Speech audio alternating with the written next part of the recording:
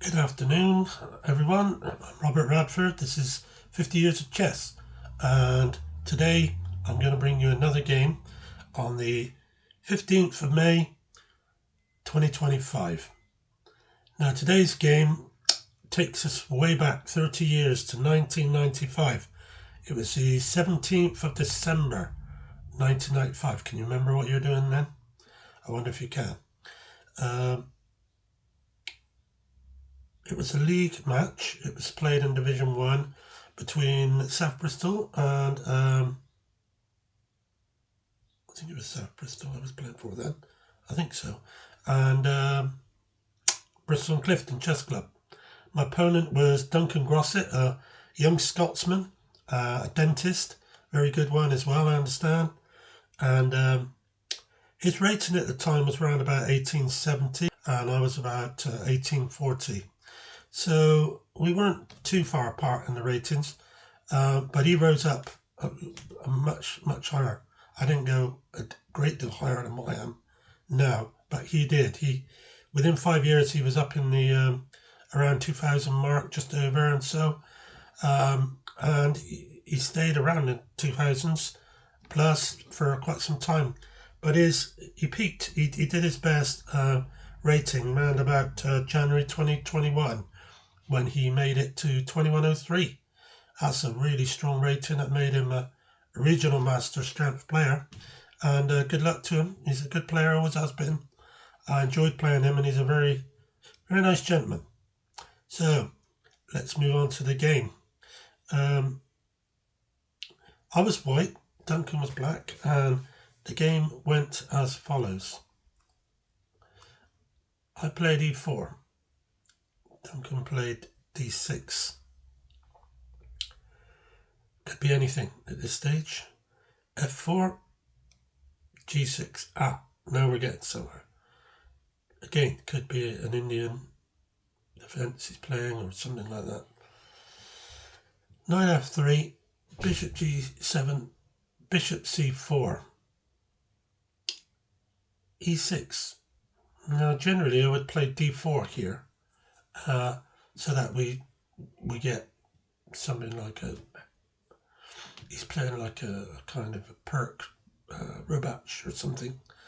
So I'm not sure what he's doing, but I'm going to omit d4 in this game, and I'm going to play c3 and then push on with either d3 or d4. He played knight e7, so he wants to keep that dragon bishop diagonal open from a1 to a8, giving him some scope. I castled, he castled, and I played queen e1. This is for the purpose of being able to get out to h4 and to prepare attack, hopefully, if it's not repelled or I have to change my plan. So here we go. He's played his c5 pawn. So I could play d4, but that's not really the plan I got at the moment. So my mind is to play d3, and then I've got a nice bit of space to be able to get my knight and bishop out. So he's gone knight c6. There you go. I've gone queen h4 now, and hopefully if he doesn't move that knight on e7, I can start pushing some pawns and get some pieces attacking, and even bring the black square bishop into the game. Knight a5. So he wants to nobble my bishop on c4. I don't really want to go bishop b5, then go to a4 and back to c2. And doing that invites him to gain a momentum by pushing his a and b pawns, attacking me. And he will get a real attack going down my queen side, which I'll have to be spending all the game trying to deal with. So rather than do that, I've played knight on a1 to d2. He's exchanged knight for bishop, and I returned by taking the knight, taking with my knight his bishop. b5, and I slotted my knight into e3 very nicely, and I'm hoping that I'll be able to get somewhere with that. So now he's moved his knight on e7 to c6, immediately offering a queen swap. Do I want to do that? I looked at it and I thought, I don't know, if I do that, he gets his rook on there, and it's kind of helping him with his attack. And I've still got get some work to do. So I decided I'd drop back to g3 and try and keep my attack going, maybe with h4 and h5, and then see how it goes from there. But Duncan had other ideals. He wanted to get his attack moving with his pawns. This is the plan, supported by the bishop and the knight and the queen. So I wanted to nullify the bishop by playing e5 and keep his nose out of the game. So he played the pawn on again. Interesting move to d4. So I slotted my knight into g4. I know it's going to be driven back with h5 in a minute. The ideal is I would have induced him to play h5 so that I can still get back to e4 again as I was before, but with his king side opened up a bit. So he did just that. He played h5. I dropped the knight back, and then he played knight into e7 because he wants to go to f4, I guess, to tap my queen. So I played knight into e4, and he played pawn takes pawn. I was a little bit surprised about that. I thought he might have gone in to f4 first, and then maybe get a queen and a rook doubled up before he exchanged. So I took the c pawn rather than the, when I say c pawn, c5 rather than c3, because if I took c3, he'd just win the pawn on d3. So we're even on pawns so far. Queen to d5, and I supported the knight with the d pawn. So I've got that nice pawn wedge in the centre, which I'm very pleased with. He swapped pawns on b2, and I took the pawn back with the bishop b2. So all my pieces are developed now. My rooks are connected, his aren't, not yet. But he's got a nice move with knight into f5. So I dropped the queen back. I could have gone queen to f2 and get the rooks connected, going across, but I wanted to just be able to get my queen out maybe to b4 and attack that b pawn. But he's doubled up his queen and rook together and knight, giving him a triple attack on my d pawn. I'm only defending it twice, but because his queen would be the second piece to retake that pawn, the piece that took the pawn, I don't have to worry just yet. So I played bishop c3. He's gone bishop b7. So that's a veiled threat on threatening a checkmate on g2. Something I have to address. So first of all, pawn up. He's pushed the pawn on. Now I want him to do that because the way I see it, I don't want to be saddled with having to defend this d pawn the whole game. Just piece after piece shoved behind it, trying to defend it, piece after piece trying to attack it, and all the time he's got a veiled threat against my g2 pawn with a mate. So this is why I want him to either take that pawn or push it on and let him have the d pawn, which is what I did.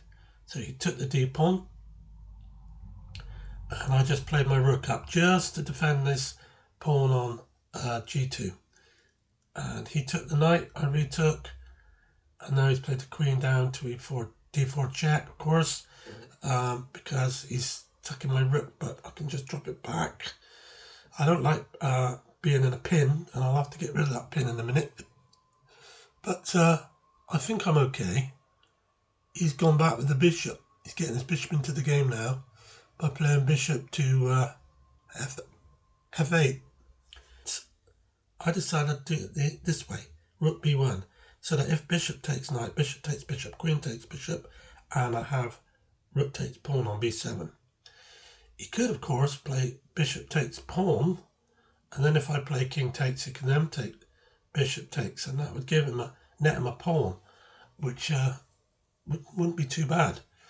But he doesn't want to lose that bishop, I don't think, on b7, so he put it on c6 and hit the a pawn instead, which is a good idea. Well done.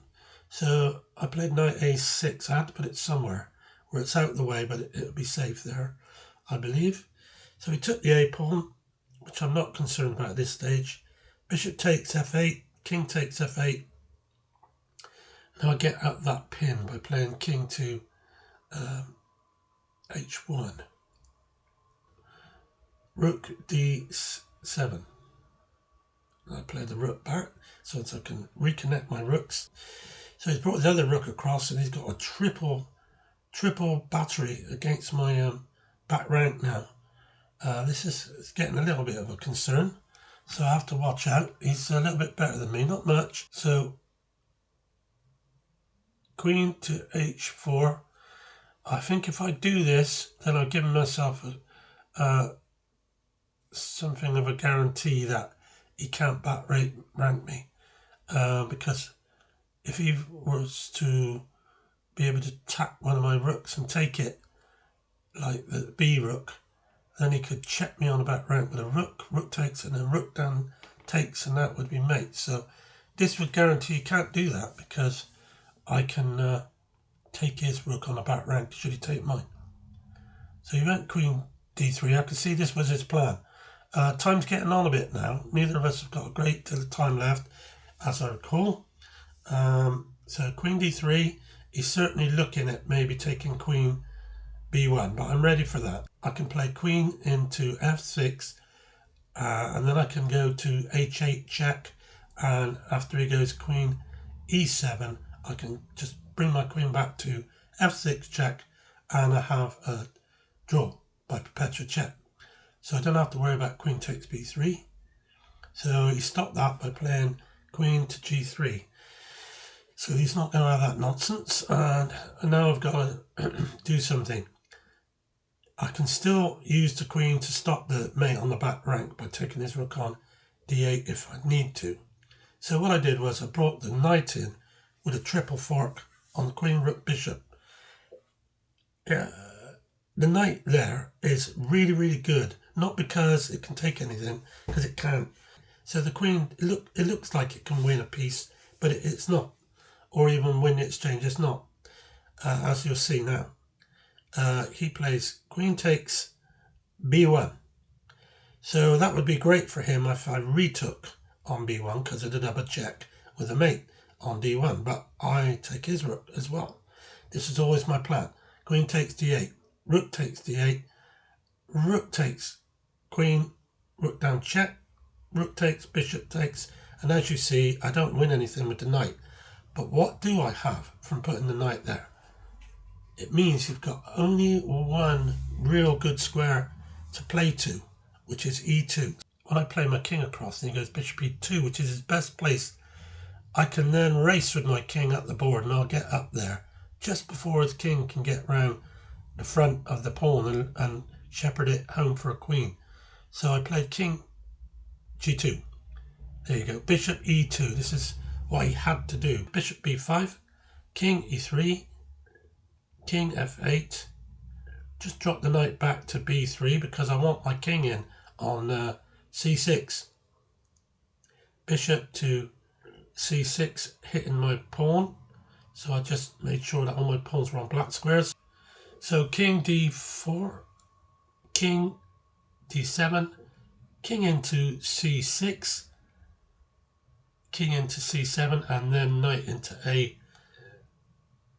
a6, a5, knight into a5.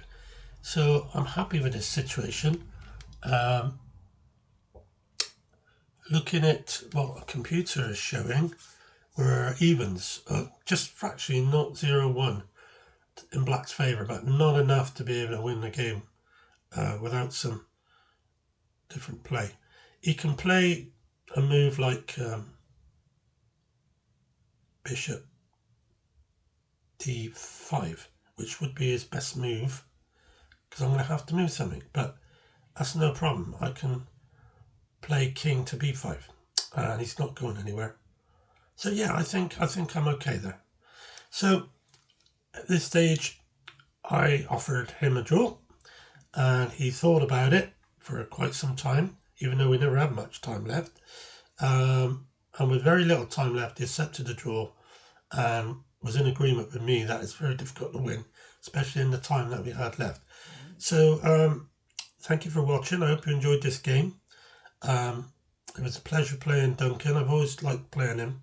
He's a very interesting player and very imaginative, and I liked it very much to play him. So thank you for watching. I hope you enjoy this game, and I'll see you again in the next exciting adventures of 50 Years of Chess. Bye.